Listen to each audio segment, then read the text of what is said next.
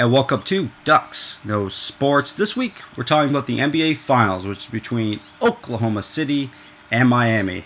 But before we get to the finals, we have to talk about me first. Because my run now, with going up to the NBA Finals, with my picks, is an impressive 11-3. And if you even go back farther, to start the season, I even predicted the Thunder to play the Heat in the NBA Final.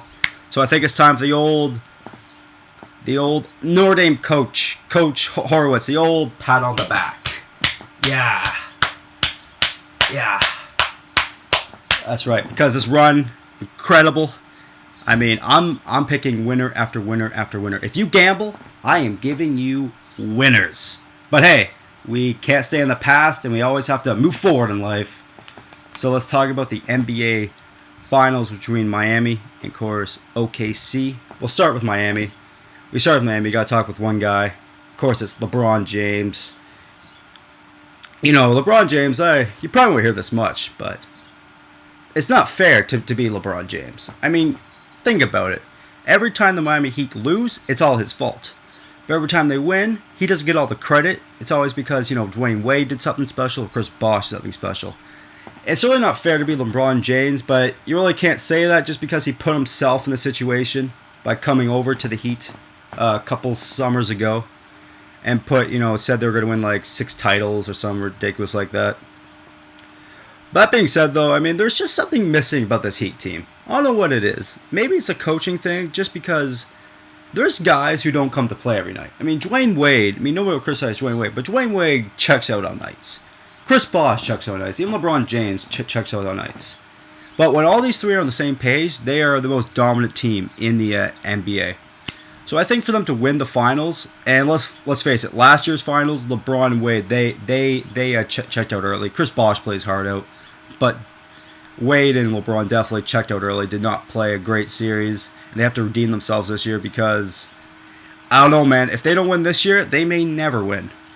That's why I think it's so important for them to win this year. But if LeBron, Wade, and Bosh all on the same page, playing their hearts out, I think there's no way that the Thunder can win this series.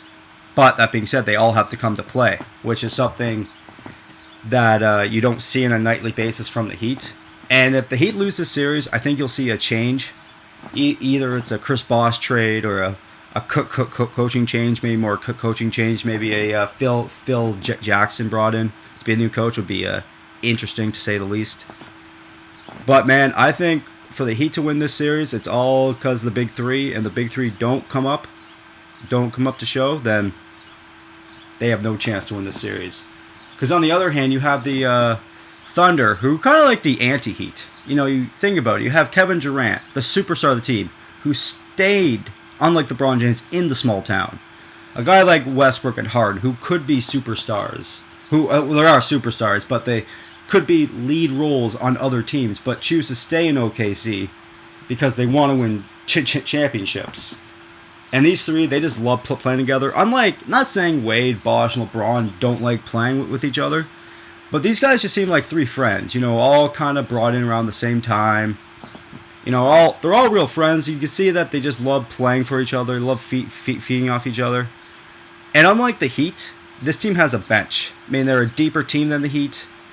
They have better role players than the Heat. So if you saw it last series against the Thunder, where the superstars don't come to play, well, they still have other guys to keep them in the game, then the superstars come late to win them the game.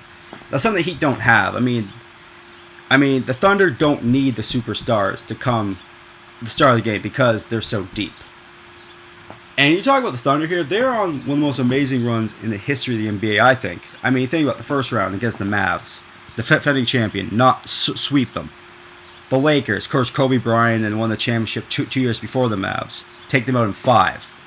And they play the Spurs, who have a championship pedigree, and a team who didn't lose coming into the series 50 days before they lost in Game 3.